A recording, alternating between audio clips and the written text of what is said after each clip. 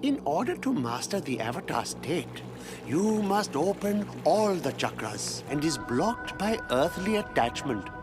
Meditate on what attaches you to this world. Now, let all of those attachments go. Let them flow down the river, forgotten. What? Why would I let go of Katara? I love her. Learn to let her go, or you cannot let the pure cosmic energy flow in from the universe. Why would I choose cosmic energy over Katara? How could it be a bad thing that I feel an attachment to her? 3 chakras ago, that was a good thing. You must learn to let go. Surrender yourself. Okay, I'll try. ओम नारायण नारायण नारायण नारायण। सब मित्रों को राम राम। दोस्तों कैसे हैं आप सब। अभी मैंने शुरुआत में आपको जो क्लिप दिखाई एक एनिमे की, एनिमे नहीं है, अमेरिकन एनिमेटेड सीरीज है अवतार द लास्ट एयरबेंडर, उसके एक एपिसोड का छोटी सी मैंने आपको क्लिप वहां पर दिखाई। ये जो एपिसोड है वो पूरा का पूरा हमारे कुंडलिनी योग में जो 7 चक्र बताए गए हैं, उन 7 चक्रों को कैसे जागृत करना चाहिए उसकी महिमा बताने वाला वो पूरा का पूरा एपिसोड उस पर डेडिकेटेड है। अब आपने शुरुआत में देखा होगा एक गुरु है, वे अपने शिष्य आंग से कह रहे हैं कि अपने अवतार स्टेट पर मास्टर करने के लिए, उस पर प्रभुत्व प्राप्त करने के लिए, या सीधी भाषा में कहें अपनी शक्तियों को जागृत करने के लिए तुम्हें अपने सभी चक्रों को जागृत करना होगा। और फिर आगे जाकर वे गुरु अपने शिष्य से इन 7 चक्रों की उनकी अलग अलग शक्तियों का वर्णन करते हैं, उसे कैसे जागृत करना है वे अपने शिष्य से वे करवा रहे हैं। और ये सब करवाते हुए वे पूरी तरीके से ध्यानस्थ मुद्रा में है और शिष्य भी बिल्कुल उसी प्रकार से अपने गुरु के सामने बड़ी ही विनम्रता से वहां पर वो बैठा हुआ है आंग। और दोस्तों आपने उस शुरुआत की क्लिप में ये भी देखा होगा कि किस प्रकार से जो गुरु है वे अपने शिष्य को संसार की सारी आसक्तियों को छोड़ने के लिए कहते हैं। अर्थली अटैचमेंट ये वर्ड उन्होंने वहां पर यूज किया है। एक लड़की के प्रति जो शिष्य है आंग, उसके मन में आसक्ति है, वासना है, तो गुरु उसे भी छोड़ने के लिए कहते हैं कि किसी भी प्रकार की जो आसक्ति है, अटैचमेंट है, वासना है, वो हमें अंदर से कमज़ोर करती है और सारी आसक्तियों को छोड़कर पूर्ण रूप से अपने आप को समर्पण करने के लिए वे कहते हैं, सरेंडर करने के लिए कहते हैं। पर हमारे फिल्म मेकर तो हमारी यंग जनरेशन को भोग वासना के, काम वासना के, सो कॉल्ड प्यार के दलदल में गिरना सिखा रहे हैं कि भाई प्यार से शक्तियां जागृत होंगी। अमेरिकन एनिमेटेड सीरीज है, पर वे भी किस प्रकार से हमारे कुंडलिनी योग का उन्होंने अभ्यास किया है। देखिए, उन्होंने बिना पढ़े ऐसे ही तो कुछ भी मन से निकल नहीं जाता ना कहीं पर उन्होंने अभ्यास किया होगा और बिल्कुल एग्जैक्टली परफेक्टली उन्होंने कुंडलिनी योग के बारे में सारी बातें बताई है, ऐसा मैं नहीं कहूँगा। पर मैंने बचपन में जितना कुंडलिनी योग के बारे में सीखा है, सुना है, काफ़ी सारी बातें मिलती जुलती मुझे वहाँ दिखाई दी। जैसे कि जो मूलाधार चक्र होता है, जो सबसे पहले उसी से शुरुआत सिखाने की है, तो मूलाधार चक्र हमारी जो रीढ़ की हड्डी होती है, बिल्कुल उसके लास्ट में, एंड में, आखिरी में मूलाधार चक्र होता है। वहाँ पर जब हम ध्यान करते हैं, उसको जागृत जब हम करने का प्रयास करते हैं, तो बहुत ही भयानक डरावने सपने हमें आते हैं। भविष्य में, पिछले जन्म में या इस जन्म के भी कई सारी डरावनी भयानक जो यादें होती है, कई सारे पुराने ऐसे अनसुनी बातें, अनसुने विचार जो हमने कभी किए भी नहीं होते, कभी सुने भी नहीं होते, ऐसी अलग अलग बातें हमारे अंदर से जागृत होती है। वो बात भी उन्होंने वहाँ पर दिखाई है। आप सोच सकते हैं, मतलब कहीं ना कहीं पर उन्होंने अध्ययन किया है ना। शक्तिमान टीवी सीरियल आपको अभी भी याद होगी, उसमें भी शुरुआत में इन 7 चक्रों को जगाने का उल्लेख आता है कुंडलिनी योग का। इवन आप बैटमैन बिगिंस आप देख लीजिए, उसमें भी बैटमैन का जो कैरेक्टर है वो काफ़ी सुख सुविधाओं वाला उसका जीवन है, बड़े बिजनेसमैन का बेटा है भाई, पर वो अपनी सारी उन सुख सुविधाओं को छोड़कर एक बिल्कुल काफ़ी कई जगहों पर वो घूमता है, अपने शरीर को काफ़ी कष्टों में डालता है और फिर आखिर में वो भूटान जाता है, वहाँ पर एक गुप्त ऐसी बीहड़ जगह पर पहाड़ियों में, और वहाँ पर वो काफ़ी एकाग्रता, संयम, काफ़ी बहुत कठोरता से वहाँ पर वो प्रैक्टिस करता है, निंजा टेक्निक्स सीखता है। तो कहीं ना कहीं पर एकाग्रता, इंद्रियों पर संयम, तपस्या, इसका महत्व वहाँ बताया गया है। ये हो गया बैटमैन बिगिंस। उसके बाद आप डॉक्टर स्ट्रेंज जो पहला पार्ट था उसे याद करिए। डॉक्टर स्ट्रेंज अपनी विद्याओं को प्राप्त करने के लिए, अपनी शक्तियों को जागृत करने के लिए नेपाल जाता है। वहाँ पर एक आश्रम में, वहाँ पर तपस्या, ध्यान, एकाग्रता, प्रैक्टिस, बहुत परिश्रम, कठिन परिश्रम, बहुत उसको तपाया जाता है, उसके शरीर को बहुत कठिन से कठिन यातनाएं दी जाती हैं। काफ़ी सारी अलग अलग हमारी संस्कृति से जुड़ी हुई बातें भी वहाँ पर बताई गई हैं। आप हमारा डॉक्टर स्ट्रेंज का पहले पार्ट का मैंने रिव्यू किया हुआ है, वो आप देख सकते हैं। तो कुल मिलाकर कहने का तात्पर्य यह है कि अपनी शक्तियों को प्राप्त करने के लिए, जगाने के लिए तपस्या, एकाग्रता, इंद्रिय संयम, परिश्रम, प्रैक्टिस, डेडिकेशन, इन बातों का महत्व बताया गया है। इसके बाद आप डीमन स्लेयर एनिमे ले लीजिए। उसका तो मैंने भाई पिछले कुछ समय में कई बार उल्लेख दिया है। उसका लीड कैरेक्टर अपनी बहन को बचाने के लिए और डीमन स्लेयर की टीम में जाने के लिए, सम्मिलित होने के लिए, उससे पहले बताया जाता है कि ऐसी ऐसी जगह पर तुम्हें एक गुरु मिलेंगे, मास्टर मिलेंगे। वो उन्हें ढूंढता है और वे गुरु उससे इतना कठिन परिश्रम करवाते हैं, इतनी कठिन तपस्या करवाते हैं, बार बार जंगल में दौड़ने के लिए, वापस आने के लिए, इतना उसको, मतलब वो कोई भी व्यक्ति टूट जाए, सामान्य सा व्यक्ति, पर उसमें वो योग्यता है या नहीं, ये पहले वो उसमें चेक करते कि भाई ये जो डीमन स्लेयर की टीम में आना चाहता है उसके लिए उसमें वो योग्यता है या नहीं फाइट करने के लिए। तो उसको पूरा तपाया जाता है, जैसे कि सोने को तपाने के बाद वो और ज़्यादा निखरता है ना, वैसे उसे तपाते हैं। और ये तो हमारी संस्कृति में ही आता है कि भाई जो गुरु होते हैं वे शिष्य को सोने की तरह तपाते हैं ताकि वो और ज़्यादा निखरे। तो ये जो कठिनाइयाँ, परिश्रम, मेहनत, डेडिकेशन, एकाग्रता, इंद्रिय संयम, ये जो होता है उसी से किसी भी व्यक्ति की शक्तियाँ जागृत होती है। तो ये हमें डीमन स्लेयर में देखने को मिला। ड्रैगन बॉल का उदाहरण ले लीजिए आप। यही डेडिकेशन, एकाग्रता, हार्ड वर्क, मेहनत, एकाग्रता, वो संयम, ये सब बातें ड्रैगन बॉल में भी देखने को मिलती है। नरूटो का उदाहरण, मैंने नरूटो देखी नहीं, पर आप सभी मित्र खुद ही कई बार मुझे बताते हैं कि भाई नरूटो में तो सभी चक्रों के बारे में कई बार उल्लेख आता है, चक्रों को जागृत करने के बारे में, संयम के बारे में, एकाग्रता के बारे में, मेहनत के बारे में, डेडिकेशन के बारे में। कुल मिलाकर कहने का तात्पर्य यह है कि जापानीज एनीमे हो या हॉलीवुड के भी कुछ कंटेंट, सभी तो मैं नहीं कहूँगा, आजकल हॉलीवुड में भी बहुत वोक कंटेंट बनने लगा है, पर काफ़ी सारा पुराना कंटेंट अगर हम देखें हॉलीवुड का, तो वो लोग भी ये समझते हैं कि शक्तियाँ जागृत करने के लिए, प्राप्त करने के लिए ये बातें आवश्यक होती है जीवन में। मेहनत, परिश्रम। आप कल्पना करिए डॉक्टर स्ट्रेंज को अगर वो नेपाल जाता, भाई मुझे शक्तियाँ जागृत करनी है, और वहाँ पर उसके गुरु उसे ये बताते कि भाई जाकर कोई गर्लफ्रेंड ढूंढ लो, और सड़क छाप 2 टके के लफंडर की तरह उसके पीछे पीछे घूमो और चुम्मा चाटी करो और बस तुम्हारी शक्तियाँ जागृत हो जाएंगी। प्रेम की शक्ति सबसे बड़ी होती है। कल्पना करके भी कितना भयानक लगता है, आप सोचिए। ऐसे तो आप कहीं पर जापानीज एनीमे या दूसरे भी आप सोच कर देखिए क्या होगा, पर उन लोगों की बुद्धिमत्ता, मतलब कहीं ना कहीं पर उन्होंने अध्ययन किया है ना, वो दिखता है। अब ब्रह्मास्त्र का आप उदाहरण ले लीजिए।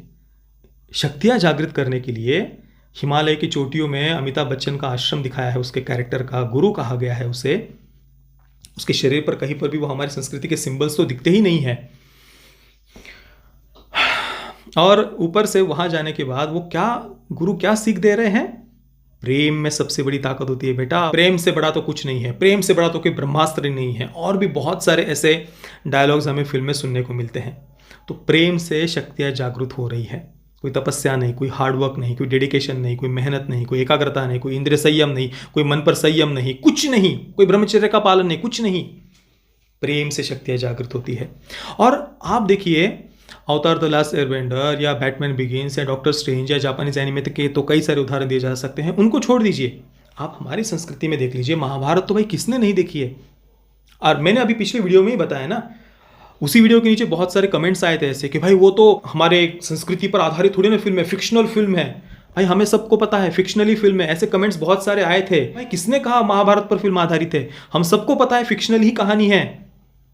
बात होती है भावना की, आप उसके पीछे थीम क्या दिखा रहे हैं, आप उस कैरेक्टर को डेवलप कैसे कर रहे हैं, बात ये होती है। अर्जुन के बारे में मैंने आपको बताया, पहले भगवान शिव जी की तपस्या की, शिव जी ने परीक्षा ली, प्रसन्न होकर पशुपतास्त्र दिया। उसके बाद में वो इंद्र में स्वर्ग में गए, इंद्र के साथ में, वहाँ पर ब्रह्मचर्य का पालन किया कई वर्षों तक, 12 वर्ष तक करीब तपस्या किया, ऐसा पढ़ने में आता है। इतनी कठोर तपस्या के बाद में ब्रह्मचर्य का पालन, संयम, इंद्रिय निग्रह, ये सब करने के बाद उसे वो दिव्य अस्त्रों की विद्या प्राप्त हुई। उर्वशी ने संभोग के लिए आमंत्रण दिया, पर अर्जुन गिरता नहीं है, अड़िग रहता है, विचलित नहीं होता अपने लक्ष्य से। इसके अलावा भी मैंने इंद्र और दधीचि ऋषि का उदाहरण दिया था। दधीचि ऋषि बहुत बड़े तपस्वी थे। इंद्र को जब आवश्यकता पड़ी युद्ध में वज्र की, तो उन्होंने अपनी अस्थियां दान कर दी थी। उनकी तपस्या के बल से उस वज्र में इतनी ताकत आई, ये हमें पढ़ने को मिलता है। तो और भी कई जगहों पर प्रभु श्री रामचंद्र जी या इवन रावण ने भी भगवान शिव जी से एक अस्त्र के लिए काफ़ी तपस्या की थी, फिर उसे वो अस्त्र का वरदान मिला था, ये हमें पढ़ने को मिलता है। तो कहीं पर भी कोई सिद्धि, विद्या, कुछ भी प्राप्त करने के लिए आपके जीवन में कहीं ना कहीं पर एकाग्रता, तपस्या, डेडिकेशन, परिश्रम, प्रैक्टिस, संयम, ये बातें होनी आवश्यक होती है। उसके बगैर जीवन में बस लफंडरों की तरह इधर उधर भटकने से, सेक्सुअल लिबरेशन और वो हम बहुत प्यार सबसे बड़ी ताकत है, इससे जीवन में कुछ अचीव नहीं होता है। तो कहने का तात्पर्य यह है कि भाई बॉलीवुड आखिर हमारी जनरेशन को लेकर कहाँ जाना चाहता है। आज जापानीज एनिमेज देखिए, वहाँ के युवाओं को वो अपने एनिमे के माध्यम से क्या सिखा रहे हैं, यही ना कि डेडिकेशन, एकाग्रता, संयम, कहीं पर भी फोकस्ड रहना, परिश्रम करना, प्रैक्टिस करना, तपस्या, ये बातें वो सिखा रहे हैं ना एनिमे के माध्यम से। हमारा बॉलीवुड बच्चों को क्या सिखा रहा है, ये बातें, प्यार सबसे बड़ी ताकत है और उससे तुम्हारी शक्तियां जागृत होंगी, ये बात। और यहाँ पर आप आंग और मैंने जो शुरुआत में क्लिप दिखाई एनिमे की, वो गुरु और शिष्य देखिए बैठे कैसे हैं, ध्यान की मुद्रा में। शिष्य भी उनके सामने ध्यान की मुद्रा में बैठा है। ब्रह्मास्त्र में देखा आपने कहीं पर ऐसा कि ध्यान की मुद्रा में वो बैठे हो, वैसे हवा में ऊपर हाथ करके ऐसे ऐसे कर रहे हैं। इससे बड़ी मूर्खता कुछ हो सकती है। और वो संस्कृत के श्लोक भी ऐसे बोल रहे हैं जैसे कि कोई बहुत बड़ा एक भयानक से ऐसे कुछ, क्या अलग से ही कुछ लग रहा था, ऐसे संस्कृत के श्लोक बोले जाते हैं। कौन से टोन में और कौन सी लैंग्वेज, कैसी वो बोलने का लहजा और एक्सेंट कैसी थी, वो ऐसे संस्कृत के श्लोक बोलते हैं। और ऊपर हाथ करके ऐसे ऐसे ऐसे शक्तियां जागृत होती है, ऐसे तपस्या होती है, ऐसे कुछ अपने, क्या बोलूं यार, बार बार वही सब बातें। और जो 5 शिष्य दिखाए हैं अमिताभ बच्चन के, गुरु के कैरेक्टर के, एक तो बच्चा है, बाकी की जो बड़े बड़े हैं वो क्या कर रहे हैं, वो इधर उधर उछल कूद मचा रहे हैं, कैसी बातें बोल रहे हैं। कोई वाणी का संयम दिख रहा है, कोई उनमें डेडिकेशन, तपस्या कुछ दिख रही है। जैसे कि यहाँ पर आंग का कैरेक्टर है, कहीं पर वो बैठे गुरु के सामने, ध्यान, तपस्या, एकाग्रता कहीं पर कुछ दिखी उनमें, कहीं पर है कुछ अलग अलग विद्या, अस्त्रों को प्राप्त करने के लिए क्या विद्या है, क्या मार्ग है, किस प्रकार से उसे प्राप्त करना है, दिखाने के लिए क्या क्या नहीं दिखा सकते थे। इस थीम से, जैसे कि आपको चलो रणबीर कपूर का कैरेक्टर डीजे ही दिखाना था ना, तो डीजे ही दिखा देते कि भाई डीजे है, बहुत लिबरल है, वोक है, अपने आप को बहुत मॉडर्न समझता है, संस्कृति कल्चर इसमें उसका विश्वास नहीं है, बहुत ज़्यादा बिगड़ा हुआ लड़का है, मतलब उसका तो कुछ हो ही नहीं सकता, ऐसी दुनिया बोलती है, ऐसा कैरेक्टर। और फिर उसके जीवन में कुछ बहुत बड़ी ट्रेजिडी आ जाती है। चलो उसकी माँ का जाना ही आपको एक ट्रेजिडी की एक देना था, तो वो दिखा देते, उसकी माँ चली जाती है, उस जाने के पीछे कोई सुपर नेचुरल, कोई सुपर विलन दिखा देते कि वो आकर उसकी माँ की हत्या करता है। फिर जो ये शिवा है, जो पूरी तरीके से बिगड़ा हुआ था, उसे अपने कल्चर में कोई रुचि नहीं थी, माँ सिखा रही थी पर माँ की बातों मान नहीं रहा था। फिर माँ जब उस सुपर विलन के कारण चली गई, तब उसे बहुत अंदर से वो झकझोर दिया उस बात ने उसे कि यार मेरी माँ मुझे इतने समय तक ये बातें बता रही थी, संस्कृति के बारे में बता रही थी, ऐसे अस्त्रों की विद्या के बारे में बता रही थी, पर मैंने उसको सीरियसली नहीं लिया, मैं तो वोक बनने के पीछे पड़ा हुआ था। फिर वो उसकी माँ ने अभी तक जो जो बातें बताई थी उसके अनुसार वो कुछ क्लूज ढूंढता है कि हाँ यार, ये मेरी माँ ने ये बताया था, ये उनके ऐसे ऐसे गुरु जी का उल्लेख किया था कुछ वर्षों पहले। फिर उसे याद आता है, फिर वो उन्हें ढूंढने के मार्ग पर चलता है। कहीं पर जाकर उसे वो बड़ी मेहनत से वो आश्रम मिलता है हिमालय में, वहां जाकर वो कुछ तपस्या करता है, साधना करता है। वहां पर गुरु जी के जो पुराने शिष्य हैं उनके साथ बैठकर वो अलग अलग अस्त्रों की विद्या प्राप्त करते हैं। भाई क्या कहानी बन जाती। और आप दिखा क्या रहे हैं, 2 टके का सड़प छाक लफंडर की तरफ वो लड़की के पीछे भाग रहा है और उससे आपकी शक्तियां जागृत हो रही। क्या आप अगली जनरेशन को क्या नपुंसक बनाना चाहते हैं? उनमें कोई डेडिकेशन, एकाग्रता, संयम, कुछ ये बात आप उनको सिखा नहीं सकते थे इसके माध्यम से। आप बोल रहे कि वर्षों तक आपने मेहनत की, आपने इतना अध्ययन किया, कहाँ था वो अध्ययन? ना अस्त्रों का नाम तक ढंग से नहीं लिया गया, कहानी भी इधर उधर से चिपकाई हुई लग रही है। वहां पर इन्फिनिटी स्टोन्स खोजे जा रहे थे, इस पर 3 टुकड़े ब्रह्मास्त्र के वो खोज रहे हैं। एक इविल फोर्स है, एक अच्छे लोगों की टोली है। कहाँ थी वो कहानी भी? और शास्त्रों का अध्ययन कहाँ पर था? महाभारत कम से कम देखी होती, महाभारत अभी लॉकडाउन में चली भी थी, उसमें आपको ये सीन देखने को मिल जाता भाई दिव्यास्त्रों का अर्जुन ने कैसे प्राप्त किए थे। कहां पर क्या दिखाया है अपने कल्चर, एंशिएंट विजडम जैसा क्या था? कौन सा विजडम हमारे कल्चर जो बात सिखाता है उसमें से कोई बात दिखी यहां पर? जो बातें जापानीज एनिमे वाले दिखा सकते हैं, अमेरिकन एनिमेटेड सीरीज वाले दिखा सकते हैं, बैटमैन बिगिंस, डॉक्टर स्ट्रेंज, वो समझ सकते हैं जो बातें, वो हमारे भारत के लिबरल्स और वोक्स और भारत के बॉलीवुड के फिल्म मेकर्स को समझ में नहीं आती। वो इतने ज़्यादा मॉडर्न हो गए हैं कि उन्हें खुद को ही पता नहीं है अपने कल्चर के बारे में, हमारा कल्चर क्या कहता है। और आप दुनिया के सामने ये फिल्म दिखाकर, वर्ल्ड वाइड इतना आप प्रमोट करके, आप लोगों को भारत के बारे में क्या सिखा रहे हैं? इस प्रकार से आप भारत को रिप्रेजेंट कर रहे हैं दुनिया के सामने। आप सोचिए वो अवतार द लास्ट एयरबेंडर, उसके मेकर्स अगर ये फिल्म देखेंगे वो क्या सोचेंगे? ये भाई हमने तो बनाया था, हमने तो कुंडलिनी योग वगैरह वो तो कुछ और ही पढ़ा था, ये क्या है? कैसे आप भारत को रिप्रेजेंट कर रहे हैं? युवा पीढ़ी को आप कहां लेकर के जा रहे हैं? मुझे तो इस बात से बहुत पीड़ा होती है। बाकी दोस्तों आपके इस पर क्या विचार है, प्लीज़ मुझे आप नीचे कमेंट में अवश्य बताइए। ये वीडियो देखने के लिए आप सभी मित्रों का बहुत बहुत धन्यवाद। जय श्री राम, वंदे मातरम।